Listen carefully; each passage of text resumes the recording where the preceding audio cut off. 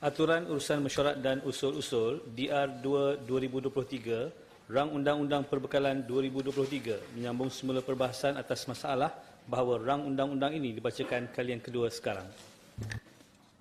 Ahli-ahli yang berhormat, pada hari ini merupakan hari kedua perbahasan bagi rang undang-undang Perbekalan 2023. Di hadapan saya ada seramai 14 ahli lagi yang hendak berbahas. Oleh itu, saya membuat ketetapan bahawa masa perbahasan yang diberikan adalah selama 20 minit seorang. Dipersilakan Yang Berhormat Senator Datuk Ahmad bin Datuk Seri Haji Ibrahim. Terima kasih Yang di-Pertua Datuk Seri. Assalamualaikum, salam sejahtera, salam Malaysia Madani. Terlebih dahulu saya ingin mengucapkan terima kasih kepada Datuk Seri Yang di-Pertua di atas ruang dan peluang diberikan kepada saya untuk mengambil bahagian dalam pembahasan Pelanjawan 2023 ini. Ini merupakan kali pertama.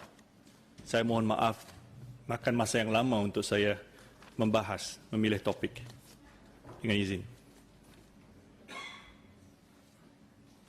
Dalam Belanjawan 2023 kali ini, satu peruntukan berjumlah 388.1 bilion telah diperuntukkan.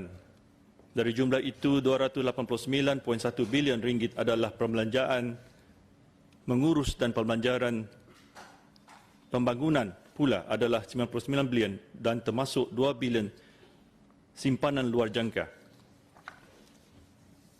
Tan Sri, diharap dengan jumlah ini akan dapat menjanakan kembali kegiatan ekonomi negara kita selepas pasca endemik COVID-19 dan seterusnya menyumbang kepada pertumbuhan ekonomi negara dalam suasana ekonomi dunia yang amat mencabar. Bagaimanapun, ada beberapa perkara yang menarik perhatian saya tentang belanjawan kali ini. Lebih-lebih lagi dengan pelepasan cukai kepada golongan M40 dan T20 seperti yang dibentangkan oleh Yang Amat Berhormat Perdana Menteri ke-10 pada 24 Februari yang lalu. Seperti yang diketahui, kadar pengurangan sebanyak 2% dengan anggaran belanjaran pendapatan lebih 35,000 hingga 100,000. Ini bermakna ada penjimatan sekitar 1,500 kepada 2.4 juta individu pembayar cukai.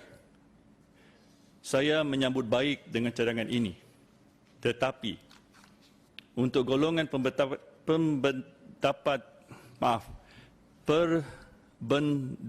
tinggi yang melebihi 100,000 hingga 1 juta mengalami peningkatan sebanyak 0.5% sehingga 2%. Kalau dibandingkan dengan golongan pendapatan tinggi melebihi 2 juta ringgit, kadar cukai dikenakan masih 30%.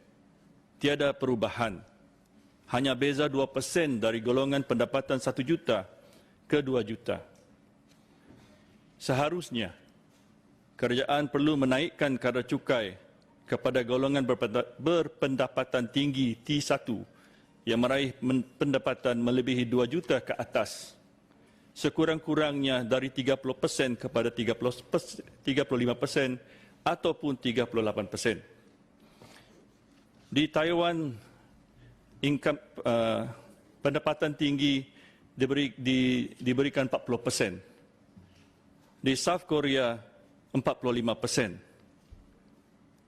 Di Singapura, walaupunnya rendah 22% untuk 2023, tapi untuk 2024 mereka akan menaikkan kepada 24%. Kerana di sana dia ada 8 jenis teks cukai di Singapura. Semua negara ini, Korea, Taiwan dan Singapura ada GST. Jurang yang ada masa kini terlalu kecil, hanya pembezaan sebanyak 2% di antara golongan berpendapatan 1 juta ringgit dan golongan berpendapatan lebih dari 2 juta. Sepatutnya ada imbangan dari pihak kerajaan untuk melaksanakan perkara ini. pengurangan cukai untuk M40 dan kenaikan cukai kepada T20 maupun T1 dan peningkatan hasil cukai bersih kerajaan sedikit sebanyak dapat menampung segala kos yang ada seperti membaik pulih sekolah, daif dan hospital.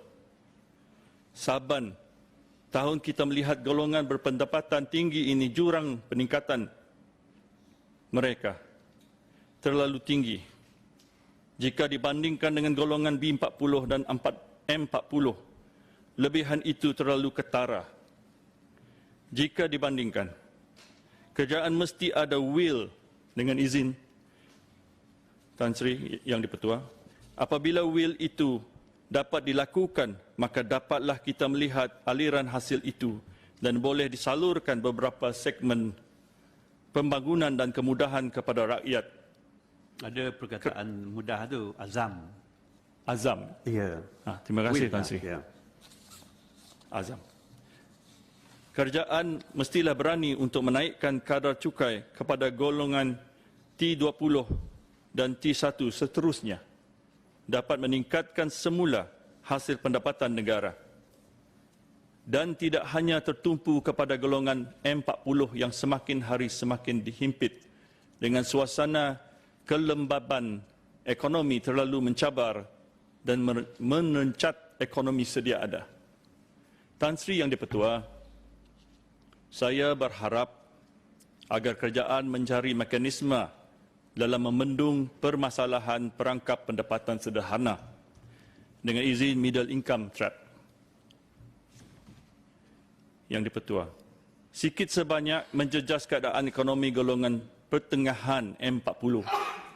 Hampir setiap tahun, golongan M40 selalu dipinggirkan dan saya menyeru agar kerajaan memikirkan cara seperti mana manfaat golongan B40 dinikmati dapat juga diteruskan kepada golongan M40 yang terjejas teruk. Lebih-lebih lagi pasca COVID-19 dan juga fasa endemik ini. Saya mengalukan program rakyat sentrik yang diketengahkan oleh Kementerian Ekonomi seperti inisiatif pendapatan rakyat IPR dengan diperuntukkan sebanyak 750 juta ringgit.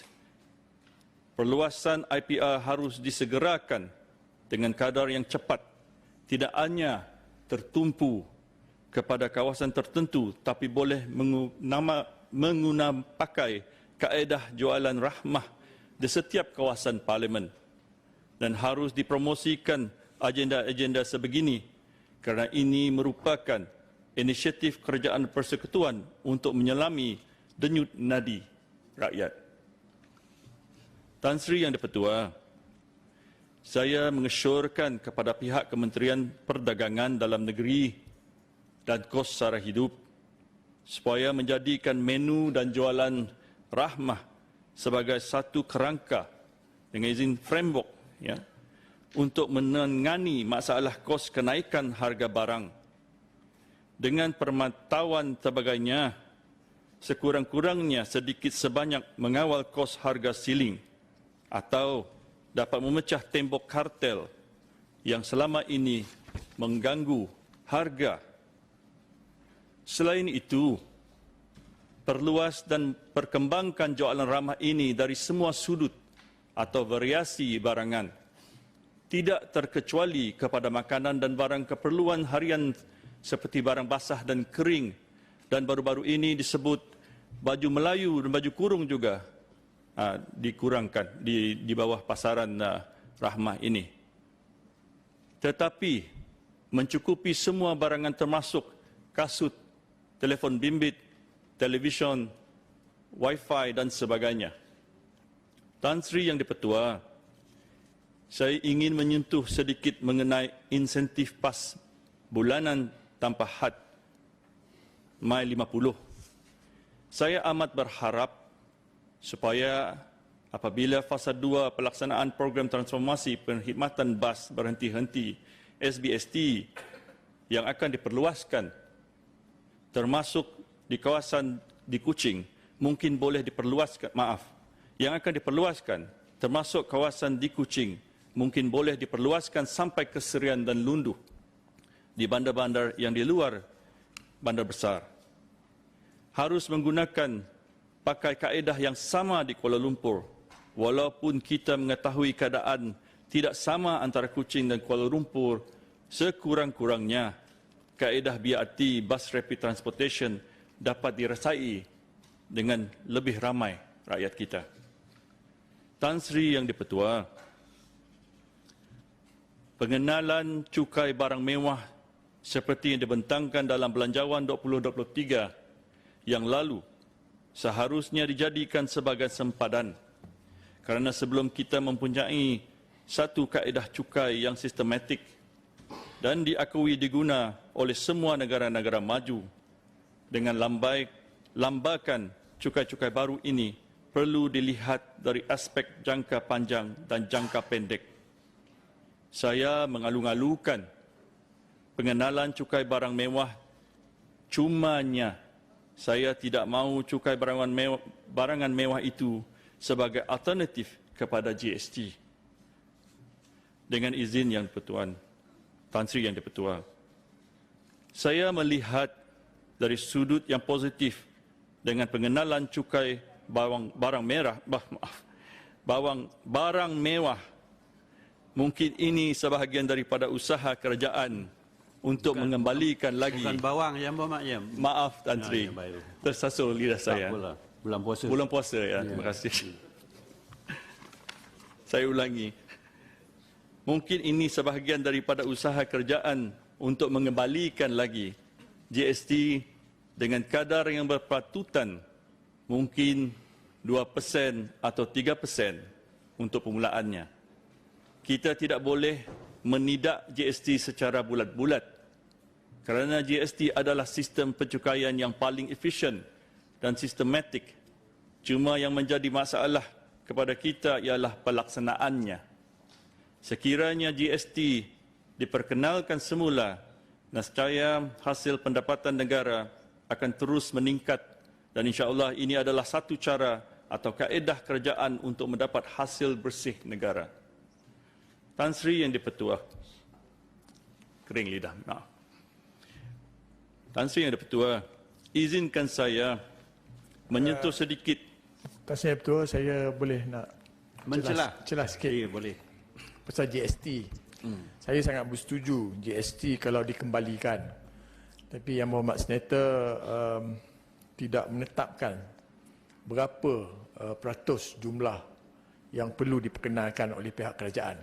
Kalau dulu 6%. Jadi saya nak minta setuju ataupun tidak, kita cadang supaya bermulanya GST dengan 3%. Saya setuju. Yang saya cadangkan adalah 2 atau 3%. 2 atau 3. 3 lah. Okey, 3 terus. Terima kasih Yang Berhormat Senator, rakan-rakan Senator. Terima kasih Tan Sri Yang di-Pertua. Izinkan saya menyentuh sedikit isu mengenai pesara yang menerima pencen. Saya ingin bertanya dengan pihak kerajaan atau kementerian, adakah kerajaan berhasrat untuk menaikkan peratus perlasaraan pencen dari 2% kepada 3 atau 4%. Memandangkan kadar pencen yang diterima oleh pesara tidaklah besar. Lebih-lebih lagi dengan keadaan harga barang di pasaran semakin hari semakin naik. Kita tidak mahu pasaran terbeban dengan keadaan ekonomi sekarang. Perlu ada perubahan selaras dengan keadaan semasa. Tan Sri Yang di-Pertua, melalui belanjawan kali ini, kita melihat sektor pendidikan tinggi terus diperkasakan dengan peruntukan sebanyak 15.3 bilion. Dengan adanya peruntukan sebesar ini, boleh disimpulkan pemerkasaan institusi pengajian tinggi. Kebolehpasaran graduan seharusnya dilihat lebih teliti lagi dengan kualiti kursus yang ditawarkan, supaya ada padanan kerja kepada graduan sejurus sahaja mereka menamatkan pengajian.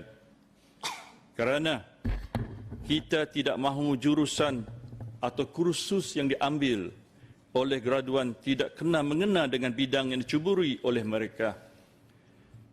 Sebagai contoh, belajar kursus kejuruteraan apabila tamat, belajar terus bekerja di bahagian pengurusan yang tidak ada kena-mengena dengan kejuruteraan. Begitu juga sebaliknya. Sehinggalah graduan bidang lain terpaksa mengisi kekosongan yang ditinggalkan oleh graduan kejuruteraan. Apakah lagi keadaan sekarang, kawasan bandar senang dinaiki air, seharusnya kita memerlukan kepakaran dan graduan kejuruteraan ataupun bidang saliran untuk memastikan masalah tersebut dapat diatasi. Kementerian Pendidikan Tinggi boleh meneliti semula atau membuat semakan bidang atau kursus pengajian yang sedia ada di kesemua universiti awam, swasta, politeknik dan college universiti. Saya mencadang dengan izin Tan Sri, MQA Malaysia Qualifications Agency selaku lead agency melakukan perkara ini secara proaktif. Pihak industri juga harus memainkan peranan dalam memasarkan graduan dalam pasaran modal. Kita tidak mahu kualiti graduan atau kursus terus menjadi punca susah mencari kerja. Kadar pengangguran terus mencanak naik disebabkan perkara sebegini dibenarkan berlaku. Mengenai peranti siswa, adakah Kementerian Pendidikan dan Kementerian Komunikasi dan Digital mempunyai perancangan pada masa hadapan supaya ada penambahbaikan program yang terdahulu kerana banyak kelompongan dari segi spesifikasi peranti siswa yang hanya menggunakan tablet jenis Samsung Galaxy Tab A8 LTE, sepatutnya laptop ini bukan tablet speks yang rendah. Dengan ini, saya menyokong belanjawan ini. Sekian, terima kasih, Tan Sri. Terima kasih kembali Yang Berhormat Senator Datuk Ahmad Datuk Sri Haji Ibrahim. Pengucap kedua Yang Berhormat Tuan Haji Hussein Ismail.